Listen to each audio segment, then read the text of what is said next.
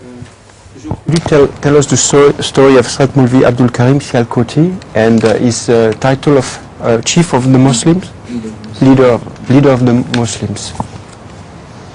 It's a very long story. His biography is a very long story indeed. I can tell you some salient features of his life. At one time, he was taught in a convent school. Having been taught in a convent school, his love of Islam had faded by that much. Gradually and slowly, it was not as strong, as prominent as a Muslim brought up in a Muslim school should have shown. Now, secondly, unfortunately, under the same influence, he became apologetic for Islam. He didn't turn into a Christian, of course, but he became apologetic. And he adopted the attitude of Sir Syed Ahmed, who was a great educationalist of India, and who also adopted a defensive, apologetic attitude before the West. Instead of facing the questions and rebutting them, he always made excuses for this and that, and sometimes went so far in apparently supporting Islam, but in fact hurting Islam deeply.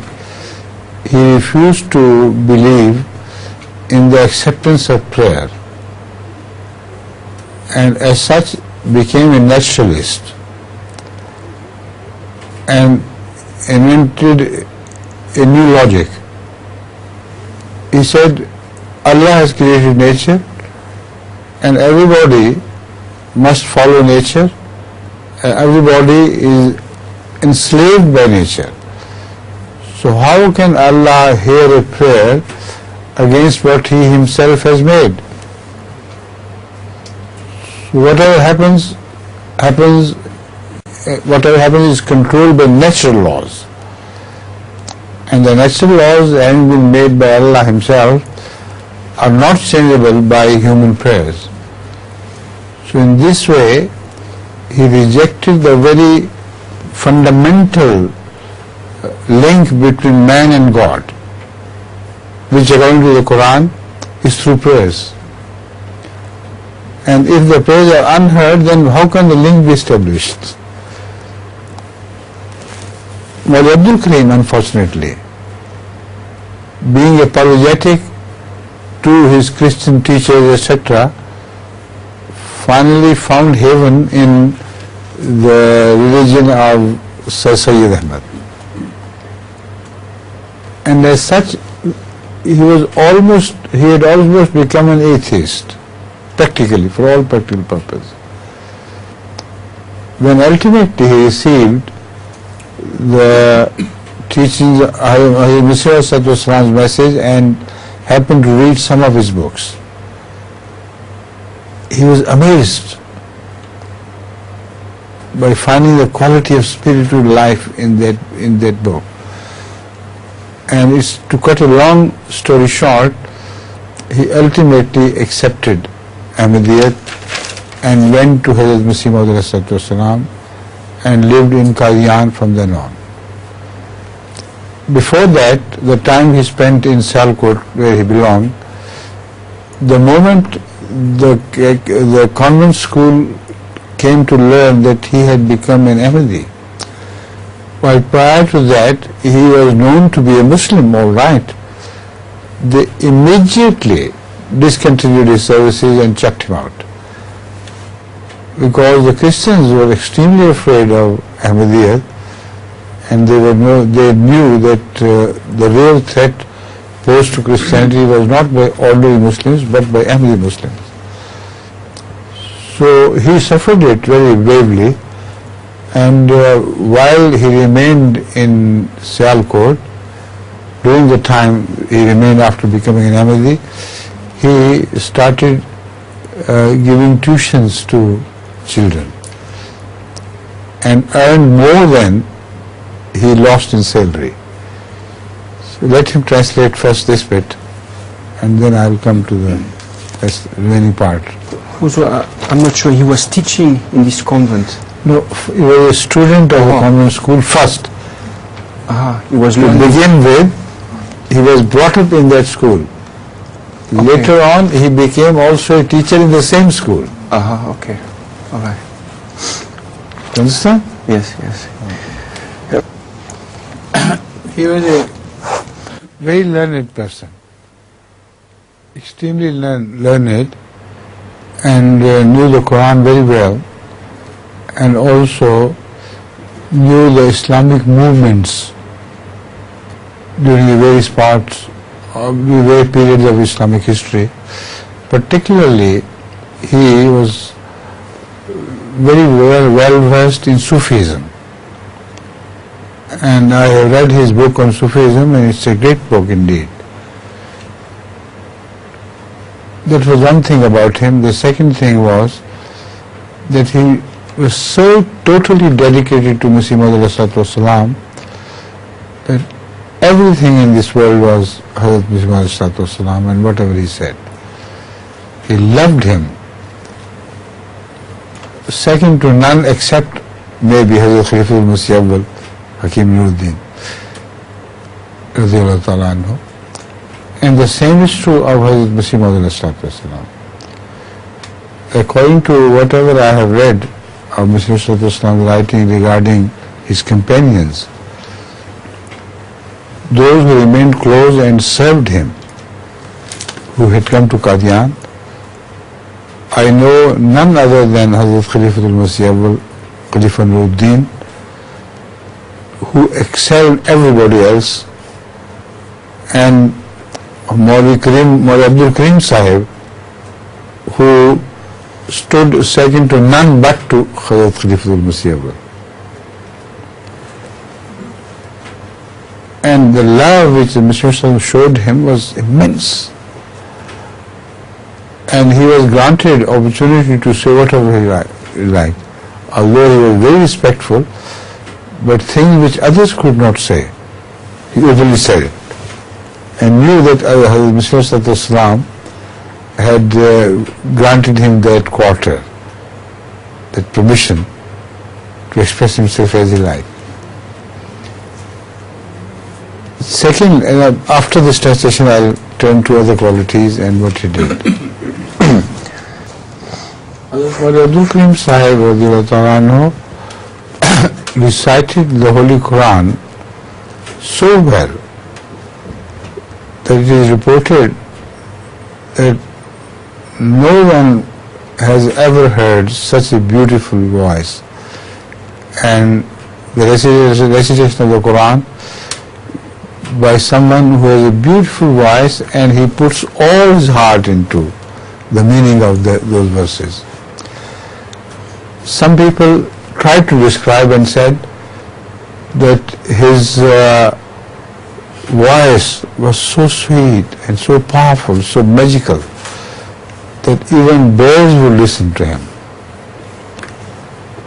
Now I can quote one example from his life, how he made others, even Christians, even foreigners, even the British, who held themselves to be so superior to the Indians and Muslims, etc., that once, while Hazrat Masih Maud was staying in Pathankot, a township by the foothill of Himalayas. Close to the Himalayan foothills, there is a beautiful town called Pathankot. So he was stopping over there, staying for some time because of some lawsuit against him, which was to be heard there by the magistrate. Now, close to the place where he had camped, there was the camp of the deputy commissioner, whose name was Doi. I don't remember the full name, but he's called Mr. Doi. Now, in those days, deputy commissioners held a very powerful position, and you can't imagine how powerful they were at their time, representing the British throne. So he heard Hadith Muslim asked him to lead the prayer, like many times, most often he did, and he heard the voice of the Quran being recited and came out of his tent. Willy-nilly, he had no control over himself, and he was swaying with love and the feeling it created in his heart. And later on, he sent a request to Hazrat Muslim through a Naib Tahsildar, Deputy Tahsildar who was working under him, that please permit me to listen to the Quran sitting close to you. Hazrat Muslim readily said, oh yes, why not? So next time the prayer time came, his chair was set close to the place where the prayer was being held, and throughout that prayer, when he heard Hazrat Molvi Abdul Kareem Sahib reciting the Quran, he was so deeply influenced, as if he was spellbound, with tears in his eyes, with all the signs of somebody who has been mesmerized. He listened to the Quranic recitation, and later on he expressed the same thing. He said, never in my life have I heard something which can equal or which can be even compared to the feat of the recitation of the Quran, while the British, like all the Westerns, were famous for their music and everything. But the music which the Quran contained, no worldly music could be compared with that. And that was the recitation of Hazrat Molvi Abdul Kareem.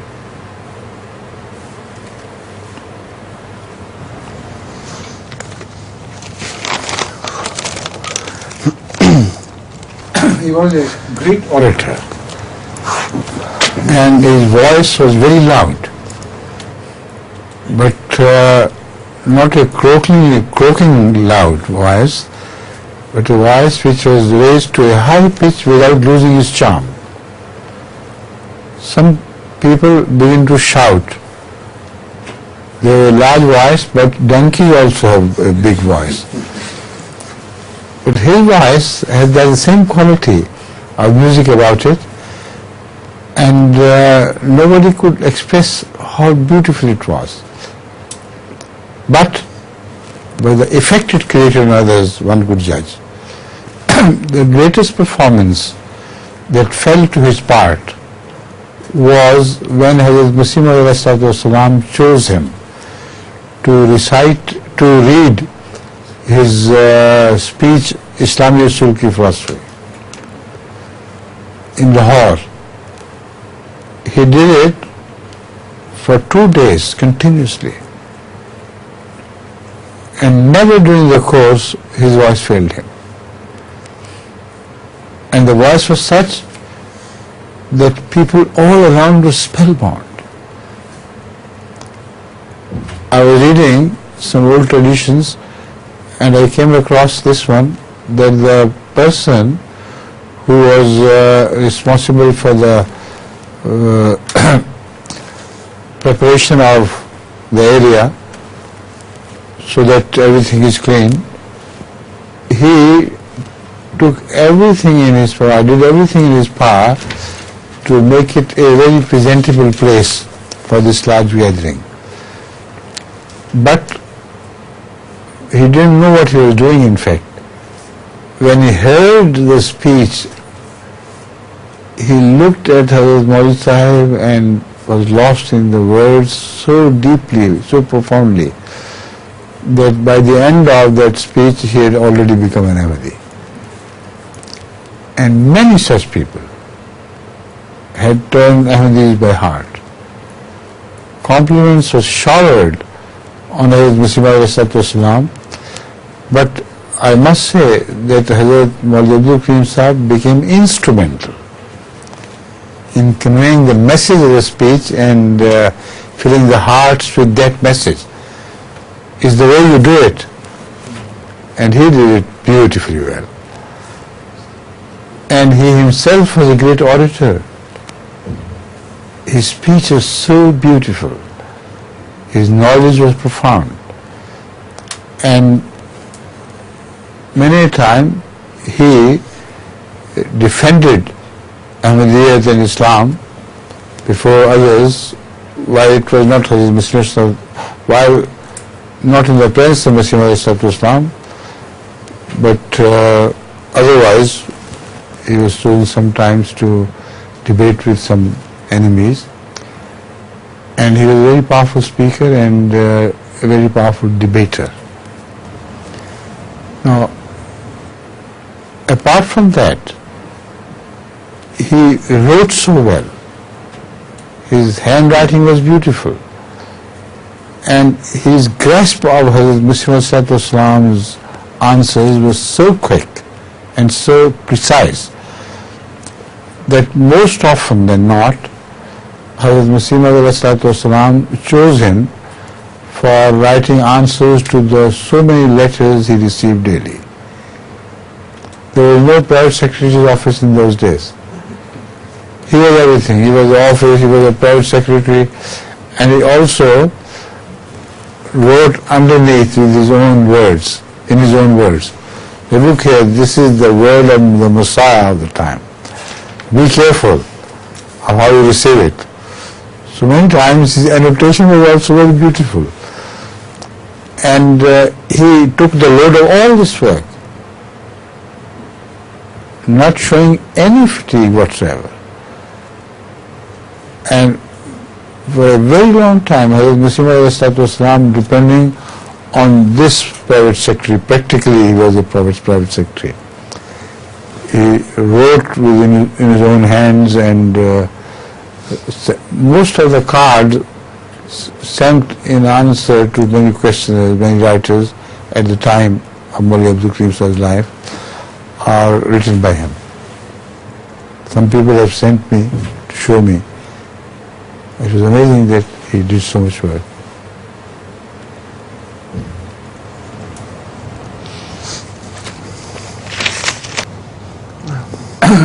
Now, in a strange way, his death became instrumental in giving spiritual life to an untold number of people in generations to come till the end of time.